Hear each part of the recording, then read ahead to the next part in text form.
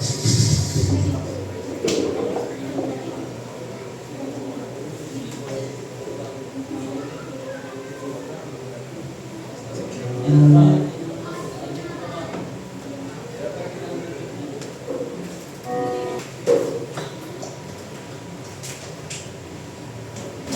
mga kapatid?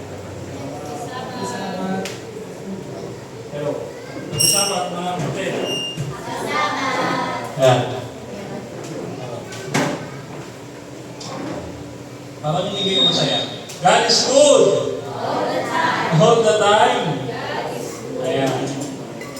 So, nag-breakfast na ang lahat. Hindi po ako nanilibre ha. Nagtatanong lang po. Mga kapatid, mga kaibigan, pinupuri natin ang Panginoon sapagkat matagumpay tayong nakabalik dito sa Manila. Kasi akala ko hindi na. Kaya purihin natin ang Panginoon sapagkat napakabuti niya po sa bawat sa atin. Noong mga nakaraan, mga kapatid, ang inyong pong maliit na lingkod ay galing sa Zamboanga Peninsula Mission.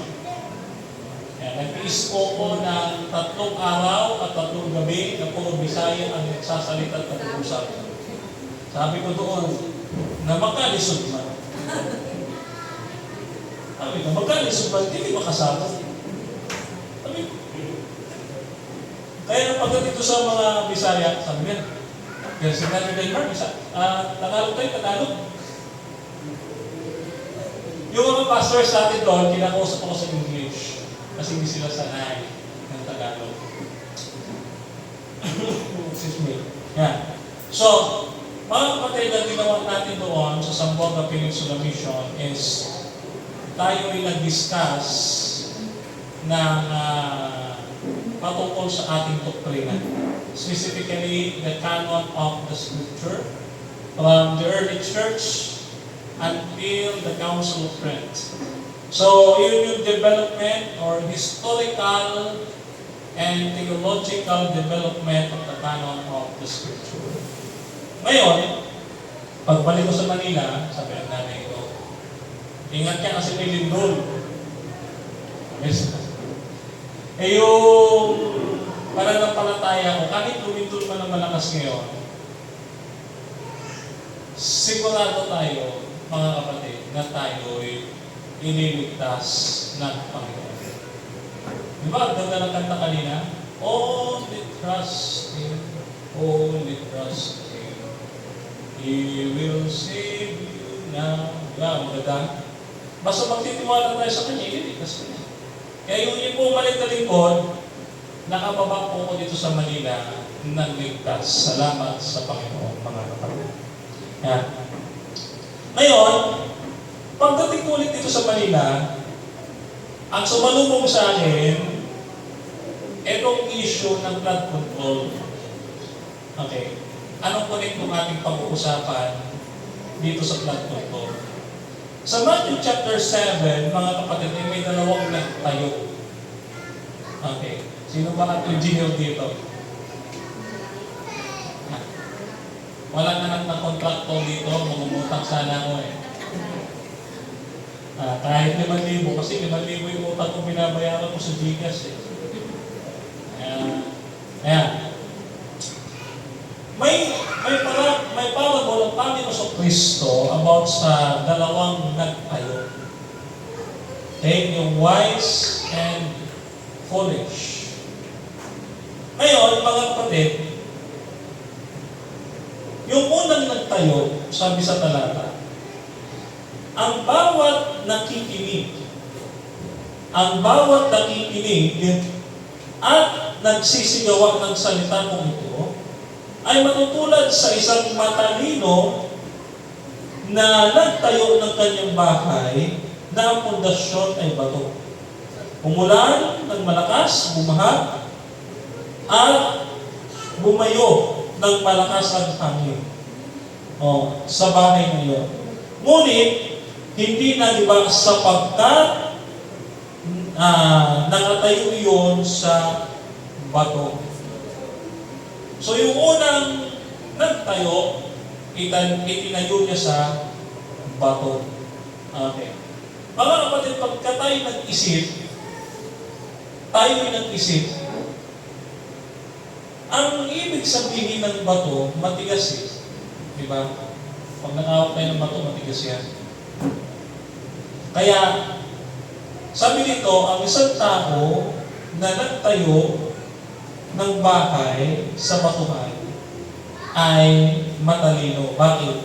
Kasi hindi nga naman mag-iba. Kung iisipin ninyo, halimbawa ang bahay natin sa probinsya, Kawig. Lagi sinasabi ng ating nanay sa probinsya, ako doon sa Pangasinan, sa aming probinsya, sabihin nila sa akin, maglagay daw ng bato doon sa ibabaw na bubong, baka di pa rin.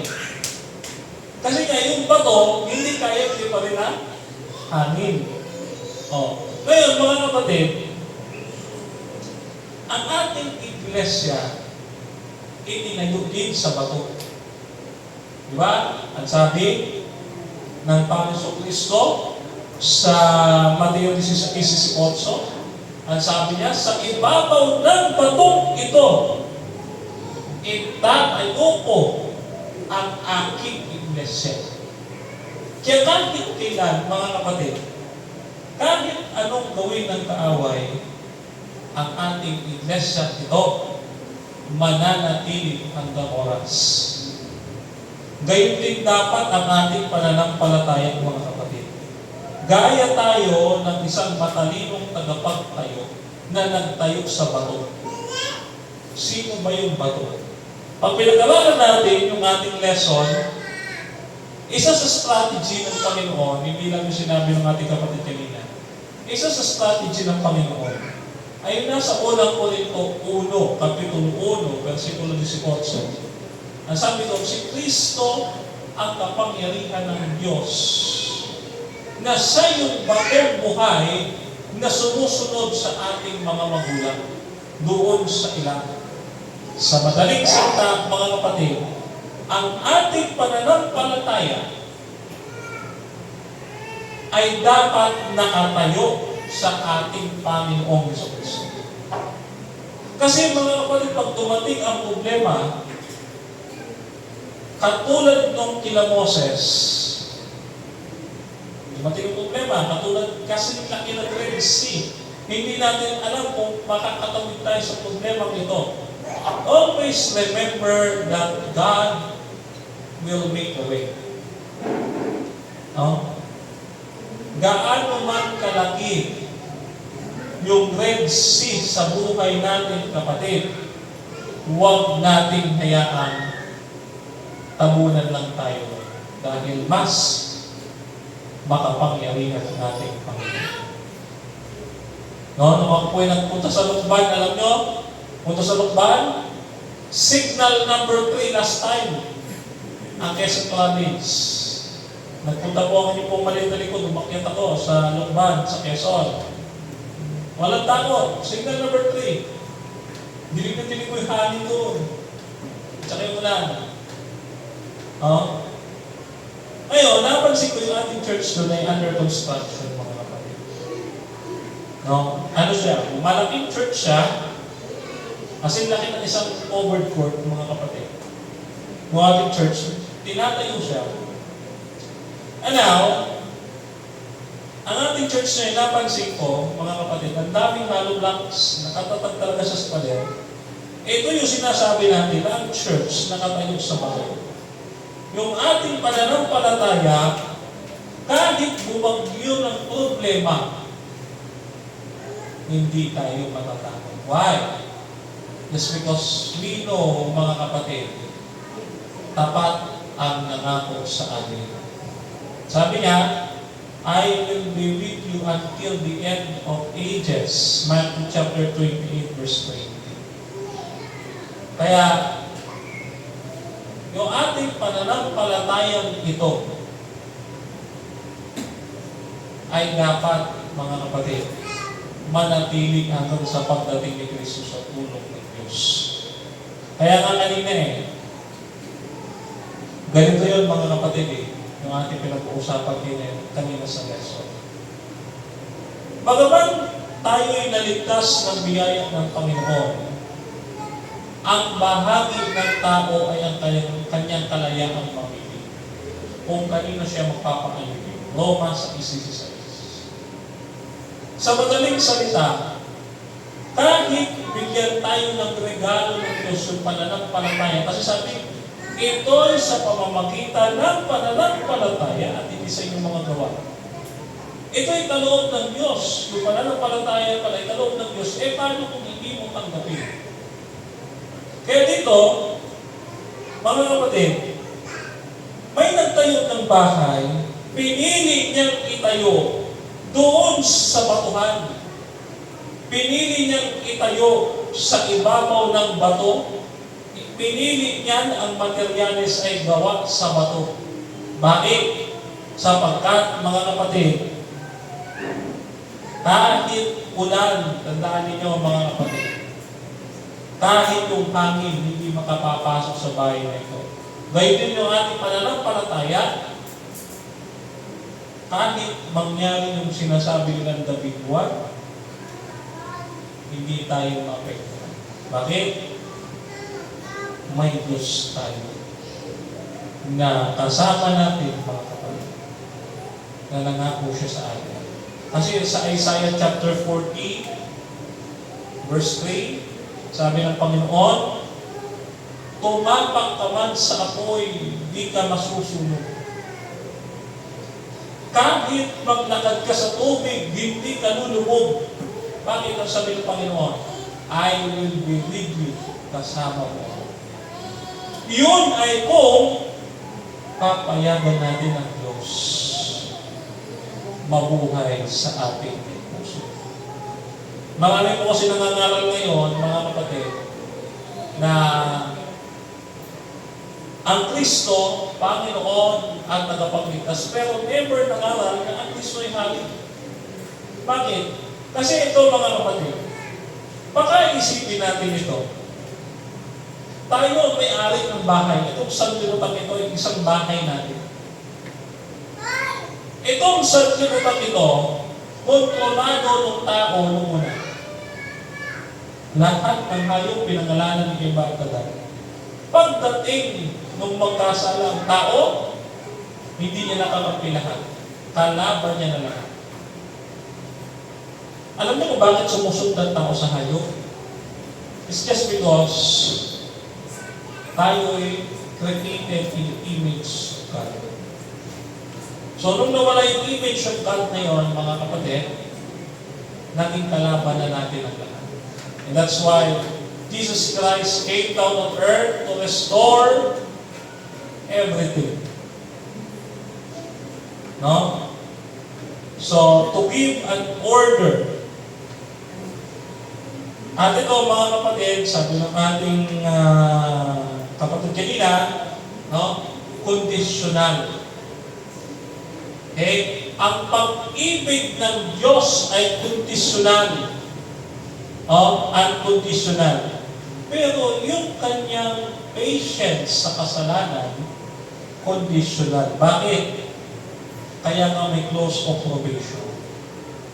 Pagka humanggap na, sabi doon sa ating lesson, ang gana ng biyaya, kailan hahanggang biyaya? Close of probation. Yes, God is merciful, but God is not patient with sin. Ayaw niya ng kasalanan. Mapagmahal siya, pero hindi siya mapagkonsinting. Kaya yung isang tao, mga kapatid, na nagtayo ng bahay sa bato, ang kanyang pinanahawakan, walang iba kundi si Kristo. Kasi ni-restore na ng ating Panginoong Kristo ang lahat ng bagay kung siya'y mababa dito sa lupa. Ngayon, meron pa daw isang taong nagtayo ng bahay. Ano sabi? Ang bawat nakikinig ng aking salita, ngunit hindi naman nagsisigawan nito, ay matutulad naman sa isang taong hangal na nagtayo ng kanyang bahay sa buhanginan. Umulan ng malakas, bumaha, at lumayo ng malakas ang hangin, at ang bahay nito bumagsak at lubusang nawasak. Yan. So dito, mga kapatid, may nagtayo ng bahay na wala man lang effort na ginawa. Ito yung ating sinasabi, mga kapatid. Tama yun. Yung sinabi ng ating kapatid kanina. Ang pagsunod sa kautusan at biyaya ay magkasama. Hindi siya maaaring paghiwalayin. Sapagkat hindi ka makakasunod sa kautusan kung walang biyaya. At ikaw naman, malalaglag sa biyaya kung hindi ka sumunod sa kautusan. Bagaman hindi tagapagligtas ang kautusan, pagka nilabag mo kautusan, hindi ka na maliligtas. Bakit? Kasi ang paglabag sa kautusan ay kasalanan. At ang kasalanan ay nagbubulot ng kamatayan, mga kapatid. No? Yan ay mababasa natin sa unang 1:4 at Roma 6:23. Kaya, itong dalawang taong nagtayo nito, maitutulad natin ito sa isang taong dumidepende sa Diyos at isang tao, pareho lang, di ba? Dumidepende sa Diyos, pero yung isang tao ito, yung isa, wala siyang ginawa. Ayaw niyang makibahagi. O, ano yung bahagi ng tao na yun? Kasi, tanda natin, ang ating kapatid yung ang pananampalataya na walang kalakip na gawa ay patay sa kanyang sarili. Bagaman tayo maliligtas sa pananampalataya lamang, mga kapatid, hindi ibig sabihin na wala na tayong gagawin. Meron, patutunayan natin sa Panginoon na mahal natin siya. Kaya nga una-una if you love me, kilalanin muna natin ang Panginoon bago natin sundin ang kautusan. If you love me, keep my commandments. Okay? So, nauna ang pananampalataya bago ang pagsunod. At hindi yan nagkakahiwalay. Dito, mga kapatid, dalawang taong dumipende sa Diyos. Yung isa nagtayo ng bahay sa bato. So, solid yung kanyang faith, mga kapatid. Yung isa, nagtayo din naman siya ng bahay. Pero, sabi dito, without effort to secure a firm foundation. Ito yung tao na akala niya ligtas na siya. Okay? Walang sinumang tao ang maaaring magsabi na tayo'y sure ng maliligtas. No? Nung sinabi niya, i-iba yung terminology para mas madali. Yung one sure, always sure. O SAS. One sure, always sure. Ganun sila one sure, always sure. Pero totoo, once sin, always sin. Bakit? Kasi pwede ka na ito lumabag sa kautusan kasi ligtas ka na. So, ginawa nilang resibo o ginawa nilang lisensya yung biyaya para sila magpatuloy sa pagkatasa. No? At dito, itong dalawang taong ito, ano ang kaibahan? Ano ang kaibahan ng dalawang taong ito? Yung isang taong ito, nagpagamit sa Panginoon. Dito, let's apply, mga kapatid. Mamaya, sa ating baptism, may mga ilulubog na tao dito. Ang tanong natin, saan ba sila nakatatag? Sa bato o sa buhangin? Ayan. Responsibilidad natin yan. Bakit? Tayo na tulad yan. Pag ang kanilang pananampalataya nakatatag sa buhanginan, magaling, magtitibay. Pero pag nakatayo yan sa bato, mga kapatid, hindi yan diba? Kaya, panalangin natin na yung mga mababautismuhan mamaya, mga kapatid, ay talagang mayroong pagkasi ng Espiritu Santo Sabi nga ni Pastor Ryan kung gusto mo rin nagliman sa Laguna, o kahit isa lang, basta puspos ng Espiritu Santo, okay lang, kahit di makaabot sa kota. Basta isa, kahit isa, puspos ng Espiritu Santo, okay lang.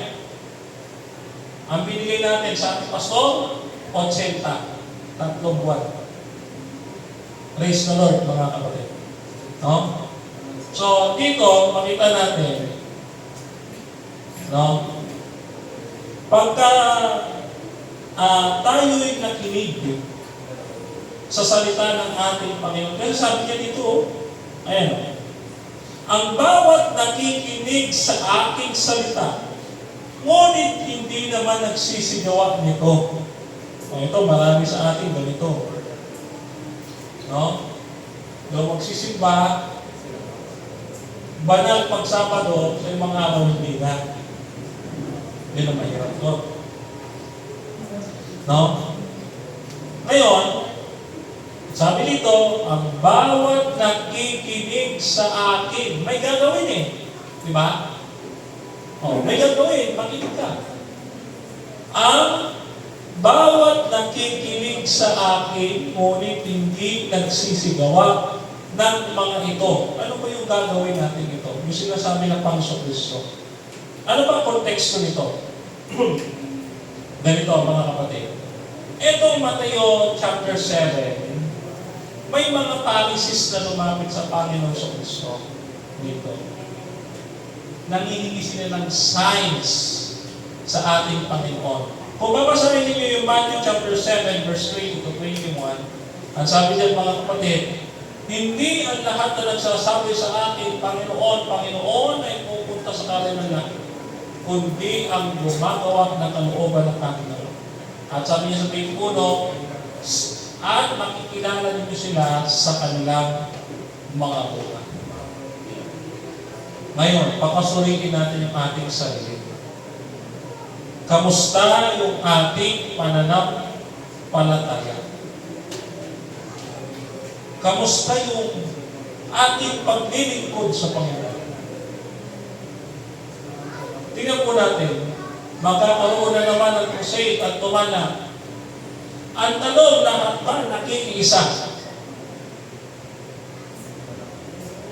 Baka sabihin, Brother Denmark, am I worthy? Ang sagot, mga kapatid, huwag mong sabihin, you are not worthy. God redeems you with His blood. Dugo mismo ng Panginoong Jesucristo ang bumili sa atin. With a price, yung price yun is the blood, yung buhay ng dugo, buhay ng ating Panginoong Jesucristo. So, ikay karapat dapat, kaya we are being called in these last days to become the light of the world and salt of earth. Kaya sa Luke chapter 4, di ba, sabi doon, I am anointed by the Lord. Tayo ay kinasihan ng Panginoon. No? Sa 1 John chapter 2, verse 20, sabi doon, anointed tayo. When we say anointed, hindi lang elders and pastors, sabi kundi tayong lahat may bahagi. Ang sabi, lahat kasali, walang saling pusa. And this is because the purpose, kung hinahanap natin yung purpose natin in life, the purpose of life is to serve God. Ecclesiastes chapter 12, verse 3. The purpose, not just being here around existing, but to serve God, mga kapatid. To love God. And by loving others, yung paglalapit natin sa iba, sa ating Panginoon, yan ay pagpapakita ng pag-ibig sa Kanya. Alam niyo ba, sabi ng Biblia, ang isang tao na naglapit ng kaluluwa sa Panginoon ay maraming kasalanan ang ipagpapatawad sa Kanya. No, inabubura ng kasalanan, pagka ang isang tao bumalik sa pananampalataya sa Panginoon. Kaya, dito mga kapatid, nakikita natin na when we obey Jesus' words, kahit mahirap, no? So there is a small gate and narrow road that leads to life, but only a few find it. Matthew chapter 7 verse 14. Mayroong maliit, kagaya nito, ipupunta dito sa ating church, may maliit na daan, konti lang ang nakapunta. Kita niyo, ilan lang tayo. Konti lang ang nakapunta, bakit? Hindi nila mahanap. Kahit si Satanas, hindi mahanap ito. Naniwala kayo sa akin. Pero ito, obey Jesus' words, even it is hard. Ito yan mga kapatid. May mga utos ang Panginoon, minsan hindi natin maintindihan. Pero dapat pa rin natin sundin. Kasi tayo nananampalataya. Ibig sabihin, you were standing on the solid faith. Na pagka ikaw sumunod, even though wala kang reward dito sa lupa, meron ka sa langit. Assured ka na may matatanggap ka sa langit. Ganon dapat po ating pananampalataya. No? Na kahit anong ipagawa sa atin dito ng Panginoon. Halimbawa, nag-missionary tayo. Nung ako'y nagpunta sa Zamboanga, 3 araw ako doon, hindi ako pumayag na hindi ako makalapit sa mga kapatiran natin Muslim doon. Kahit masabihin natin bundok yun, punta ko doon sa Ipil, may bundok doon eh.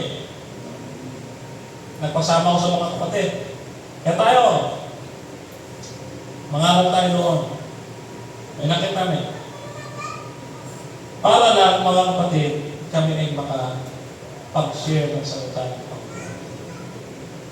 No, kahit punta pa ako sa Malawi o sa Maguindanao, mga kapatid, gagawin ko pa rin yun. Kasi yun ang kalooban ng Panginoon.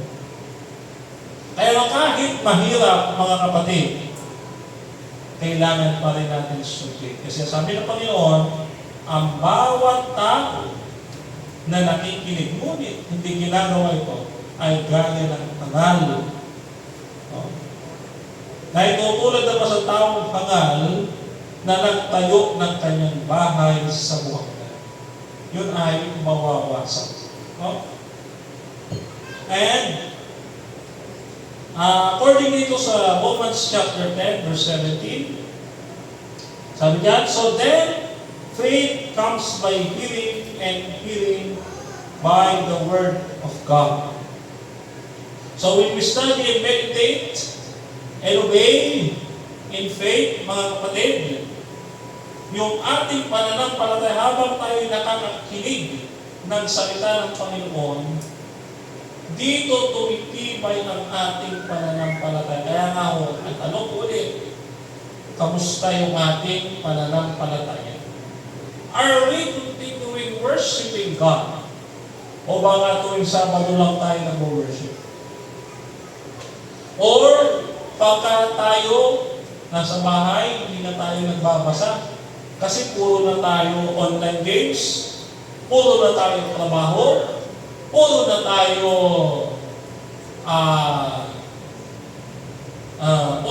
libangan. Kaya nga doon, mga kapatid, kung pag-aaralan ninyo yung Laodicea, napakayaman ng Church of Laodicea. Napakayaman. As in, lahat ng nandoon ay kasapatan na sa buhay nito. Kaya, yung mga nandoon ay kontento na. No? Hindi na nila hinanap ang Panginoon. Kaya, bagamat tayo nandito sa sanlibutan ito, pakaisipin natin, mga kapatid, hindi habang buhay lahat ng ating pinatamasa sa buhay nito. Kaya, Ang sabi ni Apostol Pablo sa Efeso 4, babasahin ko sa inyo, 22 hanggang 24, iwanan ninyo ang dating ninyong pamumuhay. Hubalikan ninyo ang inyong dating pagkatao na nasisira dahil sa masasamang pagnanasa. Magbago na kayo ng inyong kaisipan at dapat ninyong isuot ay ang bagong pagkatao na nilikhang kalarawan ng Diyos at nahahayag na matuwid sa banal na pamumuhay ayon sa katotohanan. Dito mga kapatid, ang panawagan ng Apostol Pablo sa bawat isa sa atin, tayo'y magbago ng ating isipan. Renewing of the mind. Hayaan nyo na sila magpakasaya dito. No? Kasi hindi tayo taga dito. If we focus our things, if we focus our mind on the things on earth, mga kapatid, ang sabi ng mga matatanda, wala tayong madadala na kayamanan sa hukay. Wala. Pero if we focus our eyes doon sa kayamanan natin nasa langit, ang sabi ng ating kapatid kanina, ano dapat ang ating ipunin? Yung ating mga mabubuting gawa na siyang magiging kayamanan natin doon sa langit na bayan. Kaya sabi ni Juan, ito sa 1 John chapter 2, verse 15 to 17, huwag ninyong ibigin ang sanlibutan o ang mga bagay na nasa sanlibutan. Ang umiibig sa sanlibutan ay hindi umiibig sa Ama. Ang lahat na nasa sanlibutan, ang pagnanasa ng laman, ang pagnanasa ng mga mata, at ang pagmamalaki sa buhay na ito ay hindi nagmumula sa Ama, dahil ito'y galing sa sanlibutan. Mawawala ang sanlibutan, lahat ng bagay ay pinagnanasahan ng mga tao, ngunit ang sumunod sa kalooban ng Diyos, mabubuhay magpakailan. Kaya ito yung aral na ating iniwanan ng Biblia sa atin, na huwag tayo maging kampante sa buhay na ito dahil tayo na sa huling araw. Kaya instead na yung mga bagay na nandito sa lupa, yung buhay natin ay iniaayos sa inyo mga kapatid. Ang bahay na tinutukoy sa parabola ng Panginoon sa Kristo, ito yun. Yung tao dito sa sanlibutan, itong sanlibutan ito ang ating bahay. At tayo yung nagtatayo. Bakit? Dinidesign na natin yung ating bahay. Kung ano-ano ang iniimbensyon ng tao. Ano sabi dito? Pagka minahal natin ang sanlibutan at mga bagay na nandito, lumilipas lahat yan. Hindi yan galing sa Diyos yung pag-ibig niya. Kaya dito, yung umiibig lamang sa Diyos, mga kapatid, ang sabi dito, yung sumusunod sa kalooban ng Diyos ay mabubuhay magpakailanman.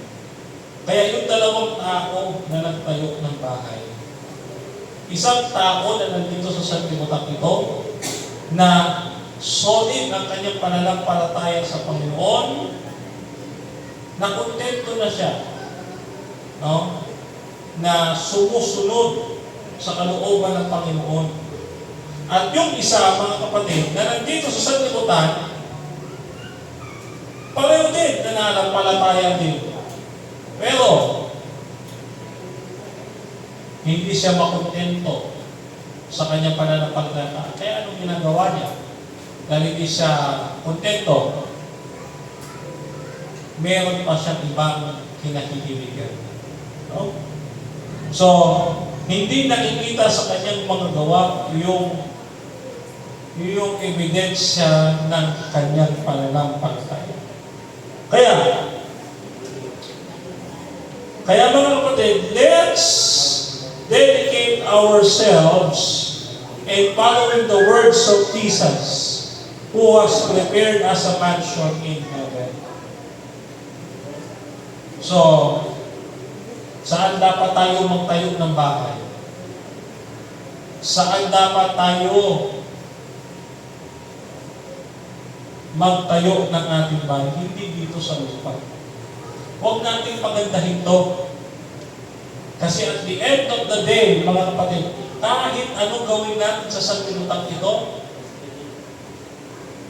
kahit anong gawin natin improve sa sanlibutan ito, kung ito'y mawawasak din naman tinipas, ang gawin nating bahay, yung nakatatag doon sa langit. Yung aangkinin natin sa atin talaga, yung nasa langit. No? So may dalawang tao nagtayo, yung isang komportable dito sa buhay na ito, at yung isang tao na ang buhay niya nakatingin kay Kristo. Kaya, ito paalala lang sa atin ito. Alam nyo, itong message natin, katugtog ito ng, actually ito ay ginamit natin pang revival noon. Dahil sa Laguna, daan sa bandang Calamba, Santa Rosa at saka sa Binyan, maraming mga mayayaman dyan na inaakala nila na sapat ng tumulong ka sa church, faith mo yun para maligtas. Pero hindi po doon nagtatapos. Meron pa tayong gagawin. No? Meron pa tayong gagawin. Ano yung gagawin natin? Marami pa bukod doon. Pero ang higit na importante doon, mga kapatid, maging tapat tayo hanggang wakas. No? Kaya, ito ang panghuli natin salita, mga kapatid. No? Pagka isang tao, sabi nito, ang bawat nakikinig sa aking salita. Pakinggan ninyo, no? Ang sabi ng Panginoon Kristo, ang bawat taong nakikinig sa aking salita at gumagawa ng kanyang kalooban, yun ay tulad sa taong matalino. Bakit? Mas pinili natin, mga kapatid, na makasama ang Diyos kaysa piliin yung ating sarili. Kasi kaya alam nyo, kaya bakit hindi pa dumarating ang Panginoon? Dahil pinipilit natin ang ating sarili. Pinipilit natin pagandahin ang buhay natin. Pinipilit natin, mga kapatid, na ang buhay na ito ay ating paundarin, no, sa mga technology. Pero ang totoo, mga kapatid, yung ating spiritual naman na napapabayaan. Yung pinag-serve to masters of God. Kung nais natin, mga kapatid, na maglingkod, focus na tayo. Huwag tayo mag-focus masyado sa mga bagay na nandito sa sanlibutan. Kasi talaga matitisod talaga tayo. No? Kaya, sabi ng Panginoon, ang bawat taong nakikinig at gumaganap ng aking kalooban ay gaya ng isang taong matalino. Kasi mas pinili niya na kahit hindi niya makamtan ang lahat ng bagay, ang sabi ng Panginoon Kristo, anong halaga na ang isang tao makamtan niya lahat ng bagay kung maiimpyerno naman siya? Lastly, meron akong pinuntahan sa Caloocan. Tayo nagbigay ng message doon sa funeral. May kapatid tayo doon babae na kahon ng breast cancer. Umabot na sa sukdulan na namatay siya. Sabi ng asawa, Brother, yung aming asawa, hindi yan nagpalukto kahit kailan. Ano sabi niya? Pagagalingin ako ng Panginoon. Lagi niyo mo kami dito. Pagagalingin ako ng Panginoon. Maganda yung kanyang pananampalataya, kaya ako ibinabahagi sa iyo. Hindi siya lumapit sa doktor pagkos siya'y talaga nanampalataya sa Panginoon. No? Pero hindi ko naman sinabi huwag kayo magpagamot. Ang ibig ko sabihin, yung ganong klaseng pananampalataya na alam niya na kahit sa bibig ng kamatayan, tutulungan siya ng Panginoon. Sana yung ating pananampalataya ngayon din. No? Ngayon din sana ang ating pananampalataya na nakatayo, nakatatag sa bato na walang iba kundi si Kristo. Tandaan natin, tayo, mga lalaki, kay Kristo tingin, hindi kay Kristi. Kay Kristo, hindi kay Kristi. Next week, mga kapatid, ipanalangin ninyo, kung ninyo pong balik na likod, pupunta ng Calamba, Laguna, dahil may isang Catholic faith defender doon na taga-usig ng ating iglesia ay nagpasyang umanin sa nalabing iglesia ng Panginoon. No? Ayan. So, makadalagdag din naman siya sa mga taong lumipat ng makakilala ng katotohanan. Kaya yung ating ginagawa ministry, may kabuluhan yun. No? Kaya gano'n. So, mga kapatid, kayo po yung aking iniwanan sa mapagpalang kami ng ating Panginoon. Kayo po yung patuloy na manampalataya sa misteryo ng ating pananampalataya sa Kristo ay namatay, si Kristo ay muling nabuhay, at si Kristo ay muling babalik sa wakas ng panahon. Kaya dahil malapit na si Kristo dumating, ay maganda na mga kapatid para walang maiwan lahat kasama. No? So muli po mga kapatid, maraming salamat sa inyong paanyaya sa amin dito, sa inyong iglesia. Naway, pagbalik natin, kasi hindi natin alam kung kailan ulit. Baka mamaya, gumalaw ang lupa, dumating ang Panginoon, hindi natin alam. Basta pagbalik natin, mga kapatid, dalangin ko, kasama ninyo ako sa dalangin. Ito ang church na ito. Noon ko pa binabanggit. Ito, mapupuno ito. Sa tulong ng Panginoon. Hiniwala kayo? Pupunuin ito ng Panginoon. Pero, meron lang akong payo. Kanap ko sa live, ha? Keep lang tayo humble. Pagka dumami tayo, keep humble.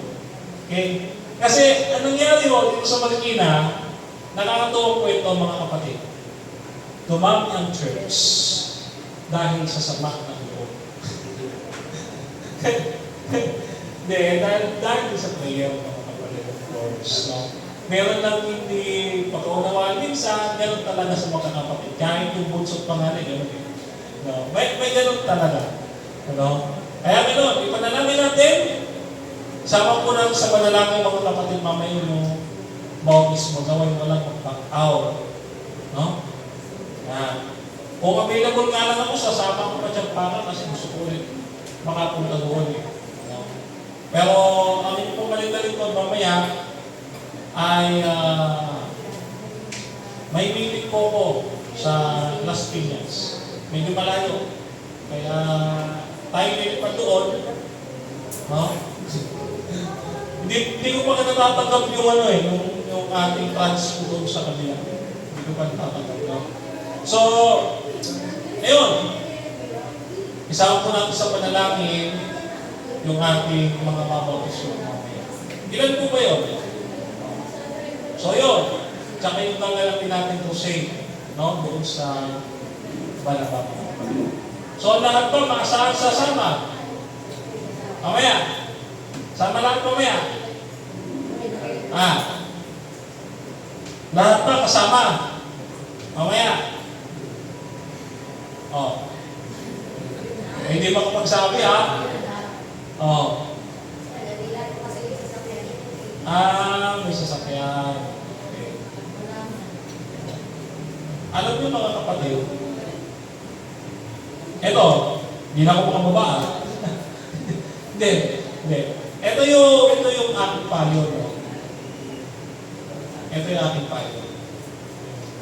Payo lang ito. Sa nawain, mga kapatid, huwag natin sabihin tayo yung busy. Kasi pagka ang Panginoon naging busy, busy niya. Busy ang Panginoon sa sanctuary. Huwag niyo mabalahin. Pero, dahil mahal na tayo, ang tunay na nagmamahal ano, may time. Nagbibigay ng attention. Ganun ang ating Panginoon. No? Ayan. So, God bless sa inyo lahat, mga kapatid. Maraming salamat, Elder Johnny, sa iyong schedule na binigay sa amin. No, hindi ko na isama si Brother Felix dahil nagsasalita din sa Amono. Ngayon, no? Kasama ko sana si Brother Felix. Naalala niyo yung matanda kong kasama na kumakanta. Galing kumanta, di ba? Ayan, mga kapatid. So yun, God bless sa ating lahat. Yung natin sabat sa ating lahat, mga kapatid.